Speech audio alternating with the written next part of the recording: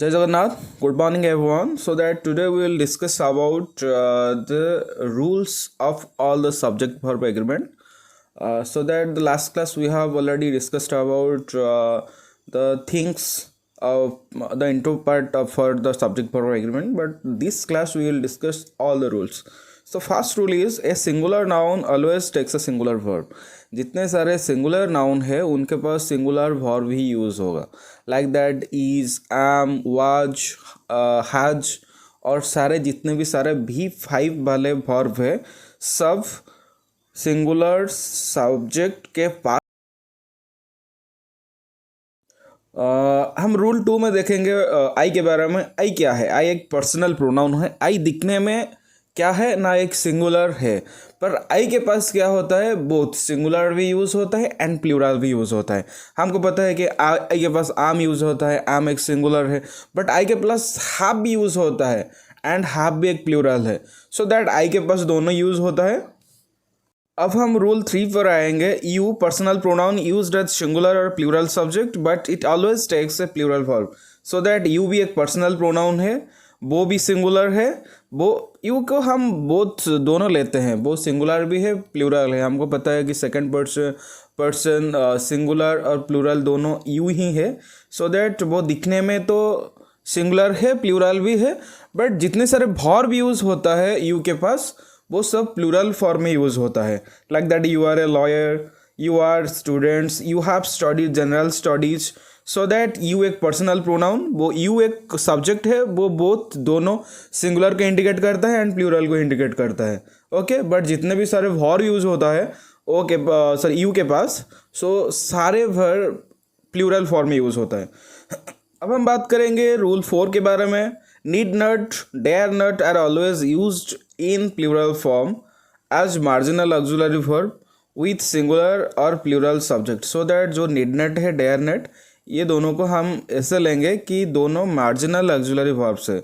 वो दोनों डायरेक्ट, जैसे हम आई के पास आम यूज़ करते हैं, ही के पास ईज यूज़ करते हैं, वैसे तरह जितने सारे सब्जेक्ट के साथ हम need not and dare not use कर सकते हैं डायरेक्टली.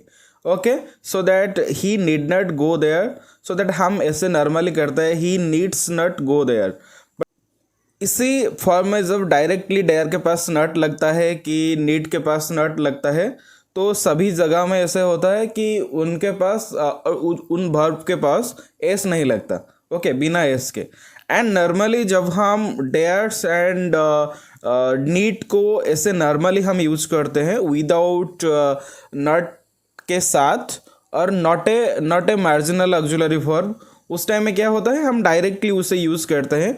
जैसे he needs money, he need money, that is wrong. He needs money. Okay, he dares to face the difficulties, that is right. He dare to face difficulties, that is wrong. Okay, so that उसके बाद हम आएंगे rule 5.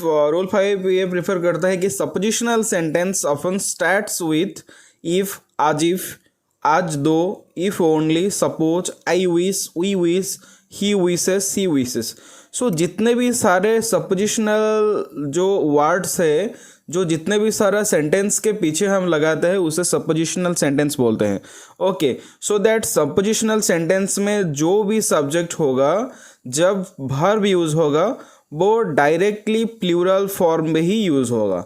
Okay, so that it takes plural verbs both singular and plural.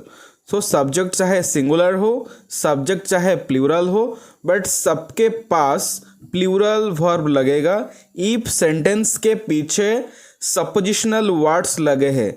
Like that if, as if, as though, if only, suppose, ये जितने सारे words है वो किसी भी सब्जेक्ट के पीछे लगे हो, तो जो भी ऑक्सिलरी वर्ब यूज़ होगा, जो भी मेन वर्ब यूज़ होगा, वो मोस्टली एक प्लूरल फॉर्म में यूज़ होगा, चाहे सब्जेक्ट सिंगुलर हो चाहे सब्जेक्ट प्लूरल हो. Like that he, if he were my boss he would suspend me, that is right.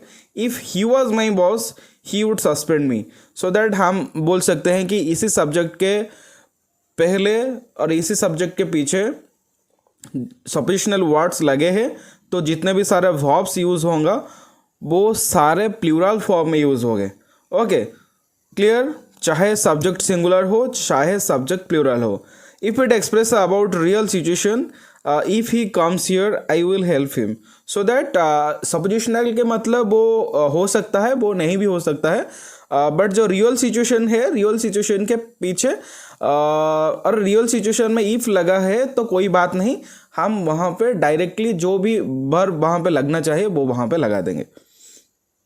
अब हम रूल 6 के पास आएंगे. In an optative sentence, so that हमको सेंटेंस पता है कितने सेंटेंस है. सो दैट डिक्लेरेटिव और assertive, that is interrogative, imperative, exclamatory और लास्ट में ऑप्टेटिव. ऑप्टेटिव कहाँ पे यूज़ होता है? जो हमारा ब्लेसिंग्स है और जो कोट्स से हम करते हैं, ब्लेसिंग्स करते हैं और कॉट्स करते हैं, तो उसको हम ऑप्टेटिव सेंटेंस कहते हैं. So that a singular subject always takes a plural verb. So that optative sentence में तो ऑप्टेटिव सिंगुलर ही है, ऑलवेज ऑप्टेटिव प्लूरल नहीं है ना, तो ऑप्टेटिव सिंगुलर है. एंड ऑप्टेटिव सेंटेंस में जितने भी सारा वर्ब यूज़ होते हैं वो सारा प्लूरल फॉर्म में ही यूज़ होता है. जैसे कि long live our democracy, God save the poor man. So that like that जितने हम बोलते हैं कि यू में एक्सीडेंट, सो दैट यहाँ पे तो मोडल्स यूज़ हो गया. सो दैट जो भी हम ऑप्टेटिव कॉट्स करते हैं और जो भी हम ब्लेसिंग्स करते हैं उसके साथ कौन सा फॉर्म यूज़ होता है कि प्लूरल के फॉर्म यूज़ होता है. सो दैट पहला हम पढ़े कि सपोजिशनल सेंटेंस जितने भी है उनके साथ क्या लगते हैं? प्लूरल वाला फॉर्म और प्लूरल वाला auxiliary form. So that optative sentence के साथ भी प्लूरल वाला ऑक्सिलरी फॉर्म ही यूज़ होता है. सो दैट हम यूज़ करेंगे rule 7. If two singular noun joined by and. अब हम बात करेंगे रूल 7 के बारे में. If two singular noun joined by and used as the subject of a sentence it always takes a plural verb.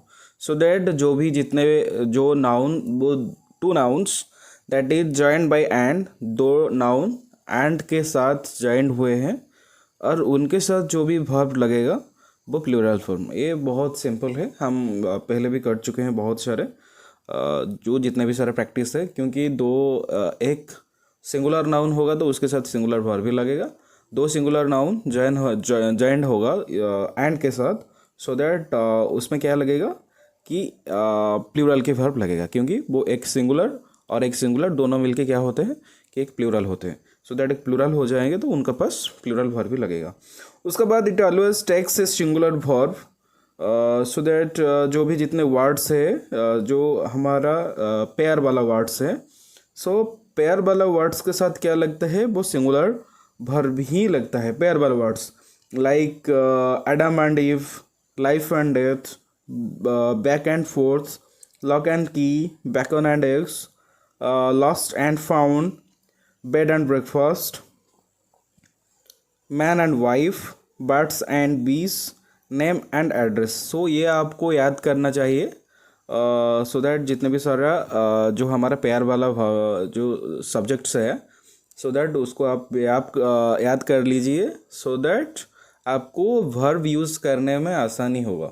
Okay, so that आप ये सारे जितने भी सारा पेयर वाला वर्ड्स है और द पेयर वाला सब्जेक्ट्स है, सबके साथ सिंगुलर वर्ब यूज़ होगा.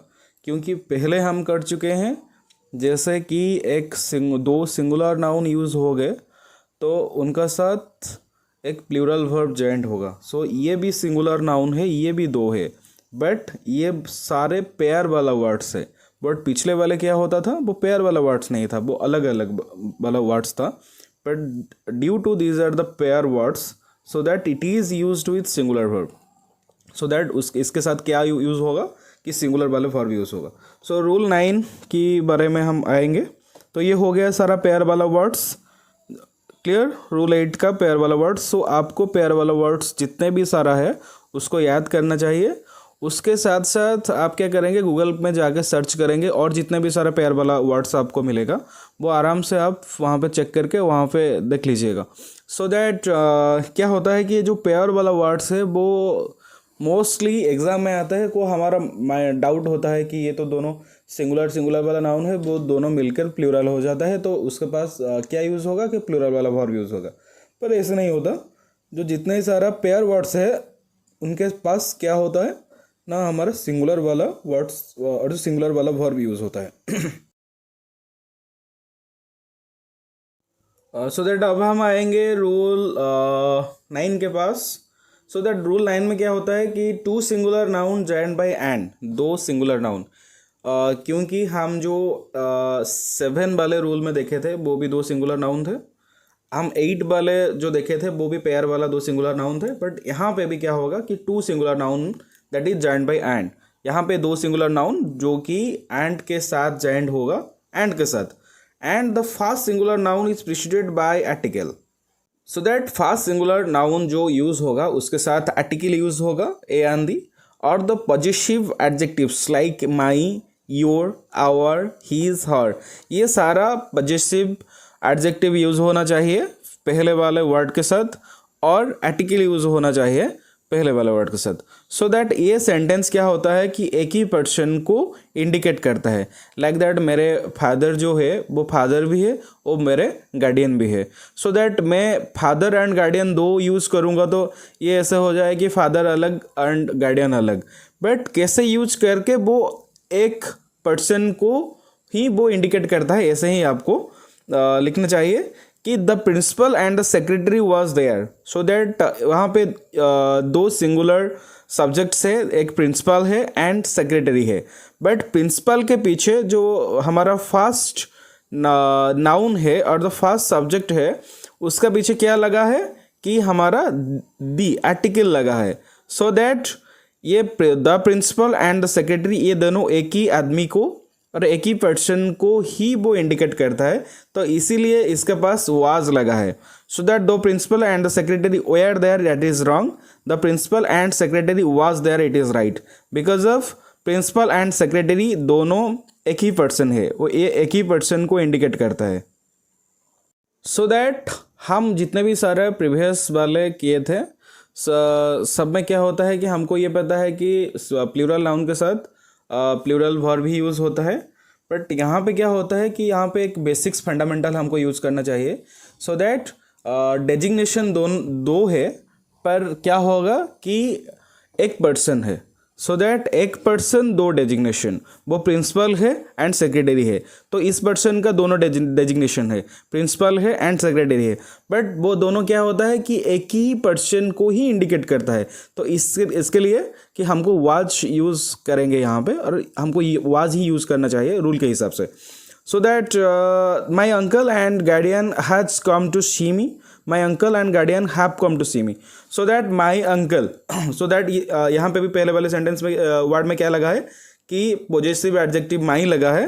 तो हम ये कंफर्म हो जाए कि माई अंकल, अंकल जो भी है गार्डियन वो भी है। ओके, सो दैट दोनों एक पर्सन है, तो उनके पास कौन सा वर्ब यूज़ होगा कि सिंगुलर वाला वर्ब ही यूज़ होगा। तो फर्स्ट वाला सेंटेंस वो करेक्ट है एंड सेकंड वाला सेंटेंस वो इनकरेक्ट है। Okay, clear. अब हम रूल 10 के पास आएंगे। Two singular nouns are joined by and. So ये वाला सेंटेंस तो सेम हो गया रूल वाला 9 के साथ। एंड आर्टिकल और possessive adjectives. So the as per जैसे कि पहले भी हमारा आर्टिकल लगा है एंड एडजेक्टिव्स लगा है, और before each singular noun it refers to two different person. So that पहले वाले सेंटेंस और तो पहले वाले रूल 9 में क्या हुआ था कि फर्स्ट जो दो वर्ड्स थे वो एंड के साथ, दो सिंगुलर नाउन जो एंड के साथ यूज़ हुए थे, पहले वाले वर्ड के साथ आर्टिकल और पॉजेसिव एडजेक्टिव यूज़ हुआ था, एंड पिछले वाले जो सेकंड वाला वर्ड था वो पूरा खाली था, उसके पहले कुछ नहीं यूज़ हुआ था। तो रूल 10 में ऐसे होगा कि दोनों के साथ कुछ यूज़ होगा। सो दैट दोनों के साथ पहले वाले वर्ड के पास कुछ और पहले वाले वर्ड के साथ आर्टिकल यूज़ होगा और पॉजेसिव एडजेक्टिव यूज़ होगा, और सेकंड और जो दूसरे वाले वर्ड है उस दूसरे वाले वर्ड के साथ भी कुछ वर्ड यूज़ होगा, जैसे आर्टिकल यूज़ होगा और पॉजेसिव प्रोनाउन यूज़ होगा। तो ये इंडिकेट करेगा कि ये जो सेंटेंस में दो वर्ड्स लगे हैं और ये जो सेंटेंस में दो सब्जेक्ट्स लगे हैं, सिंगुलर सब्जेक्ट, ये दोनों अलग अलग पर्सन को ही इंडिकेट करता है। पिछले वाले सेंटेंस में क्या होता था कि दो वर्ड्स थे एंड दो वर्ड्स एक ही पर्सन को ही इंडिकेट करता था, बट यहाँ पे एक दो वर्ड है, बट ये दो वर्ड दो पर्सन को इंडिकेट करेगा। जैसे कि the principal and the secretary were there, it means that the principal जो है वो अलग है एंड द सेक्रेटरी अलग है। सो दैट यहाँ पे दो पर्सन होगा तो ऑटोमेटिकली वहाँ पे प्लूरल वाला वर्ब भी यूज होगा। पिछले वाले में क्या होता था, एक पर्सन होता था पर दो डेजिग्नेशन होता था। तो due to it is a one person, so that इसके साथ क्या यूज होता था कि सिंगुलर वर्ब यूज होता था। तो यहाँ पे क्या होगा कि यहाँ पे दो पर्सन है क्योंकि उनका पास दो डेजिग्नेशन है। डेजिग्नेशन कैसे हम जानेंगे कि कोई भी वर्ड के पीछे और कोई भी वर्ड के पहले आर्टिकल और पोजेसिव, जो हमारा पोजेसिव एडजेक्टिव है, दो यूज है। पोजेसिव एडजेक्टिव और आर्टिकल वो दोनों यूज है किसी सेंटेंस के पीछे, तो हमको ये पता लगेगा कि ये वाला सेंटेंस क्या होता है, कि ये वाला सेंटेंस सिंगुलर और प्लूरल जो भी है। सो दैट डेजिग्नेशन से ही पता चलेगा। जो एग्जाम्पल्स है, the principal and the secretary were there, the principal and the secretary was there. So that पहले वाला सेंटेंस वो राइट है, सेकंड वाला सेंटेंस इनकरेक्ट है, रॉन्ग है, क्योंकि यहाँ पे दो पर्सन है, दो डेजिग्नेशन है। सो दैट दो पर्सन कैसे जाने, सो दैट कोई भी वर्ड के पीछे आर्टिकल और पोजेसिव एडजेक्टिव यूज हुआ है तो हमको पता चलेगा कि ये दो पर्सन है। सो दैट एक वर्ड के साथ और एक सिंगुलर नाउन के साथ पोजेसिव एडजेक्टिव यूज हुआ है और आर्टिकल यूज हुआ है, बट दूसरे पे नहीं हुआ है, तो हमको ये पता लगेगा कि दोनों वर्ड एक ही पर्सन को ही इंडिकेट करता है। Okay, clear? Thank you to all. So that हम नेक्स्ट पार्ट में क्या करेंगे कि हम इसका दूसरे वाला वीडियो डालेंगे और पार्ट 3 का वीडियो डालेंगे, बिकॉज पहला वाला जो वीडियो था वो इंट्रोडक्शन था, ये पार्ट 1 है, एंड नेक्स्ट टाइम पार्ट 2 के वीडियो डालेंगे। Okay, thank you everyone.